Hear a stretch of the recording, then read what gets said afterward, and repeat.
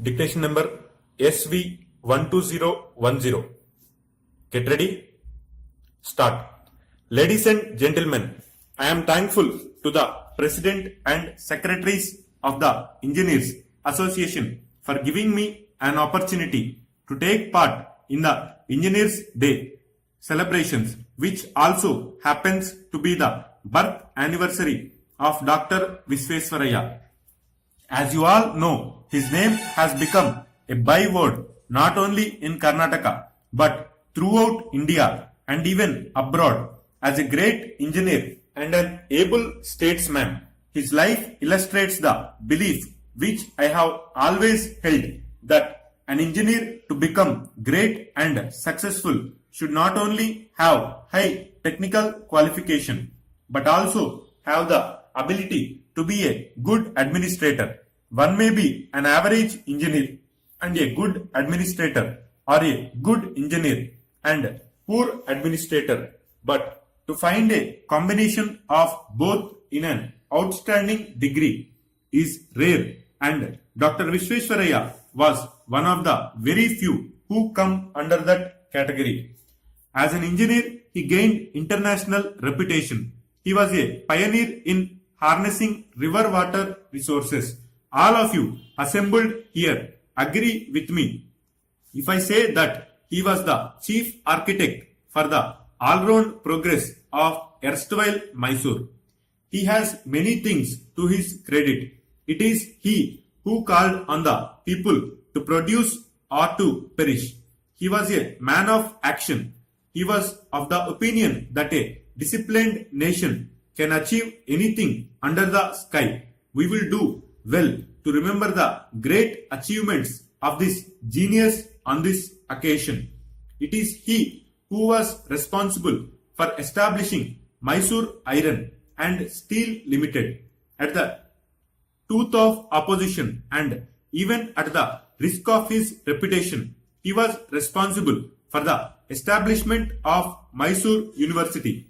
He stressed for the establishment of motor industry in the state.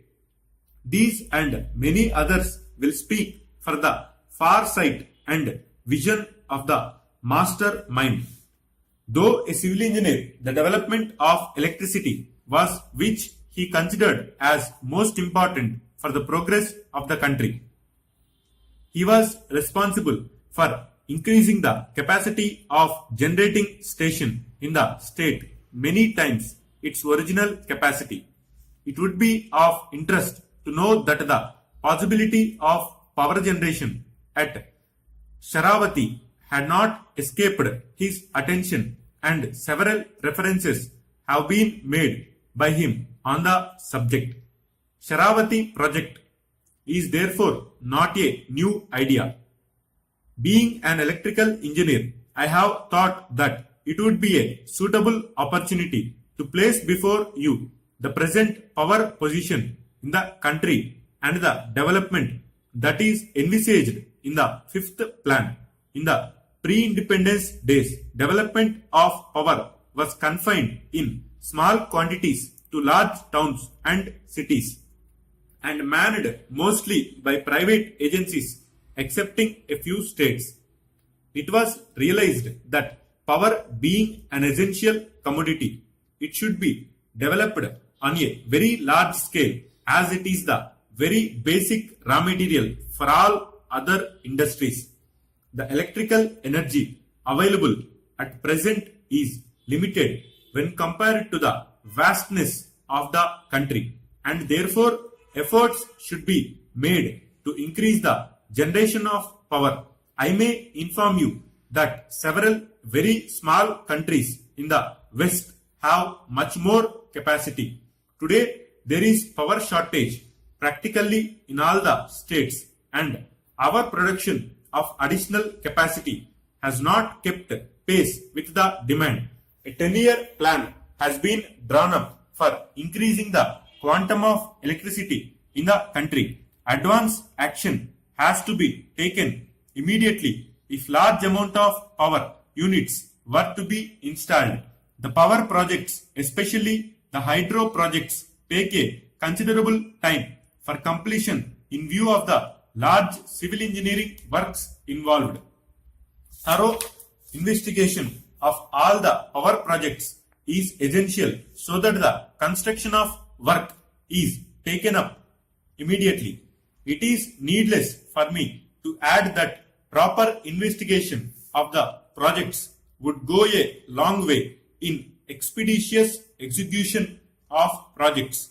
This is an urgent necessity and necessarily requires the coordination of our engineers. In the past, we were importing practically all the equipment required for the power stations. Now, two large manufacturing plants have been set up both in the public and private sector in our country, and great responsibility rests on these plants. Execution of power projects should not be delayed on the plea of non-availability or delay in the manufacture of indigenous equipments. All our effort must be made to take up the project works immediately and complete it as early as practicable, thus avert the ever-increasing shortage of power which is hampering the growth of our industries. Electricity is not a luxury but a necessity, and a necessity as much as water and food.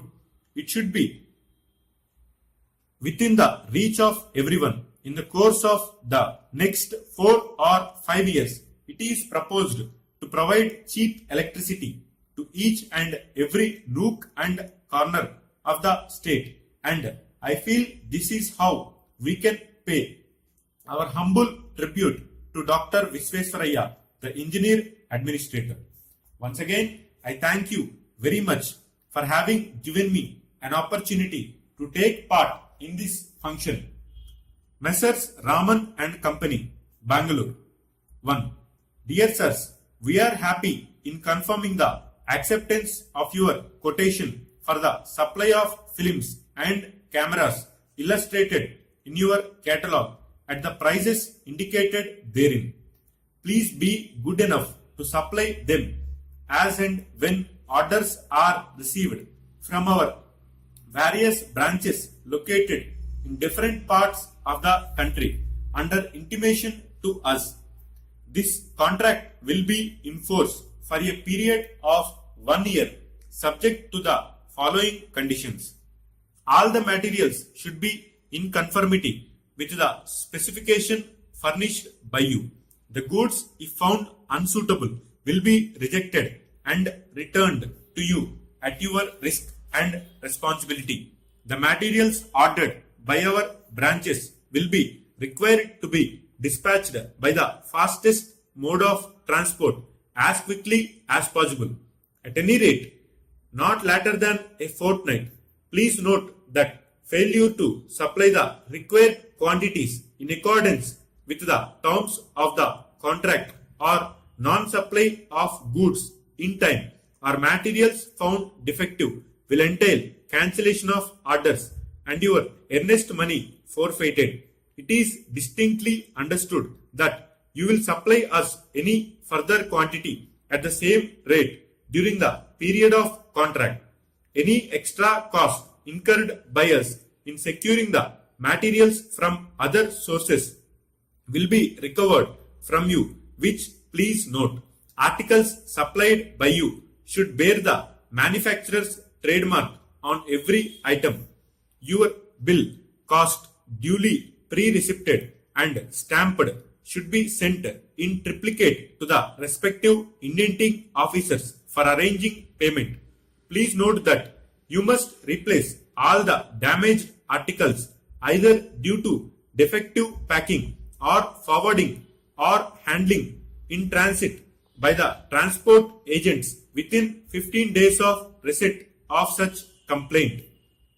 We would advise you to execute an agreement on a requisite stamp paper duly approved by a local council so as to avoid any misunderstandings at a later stage on any of the conditions stipulated. Disputes, if any, may be referred to an agreed arbitrator.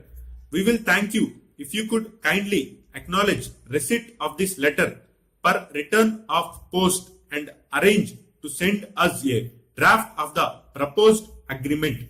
Yours faithfully,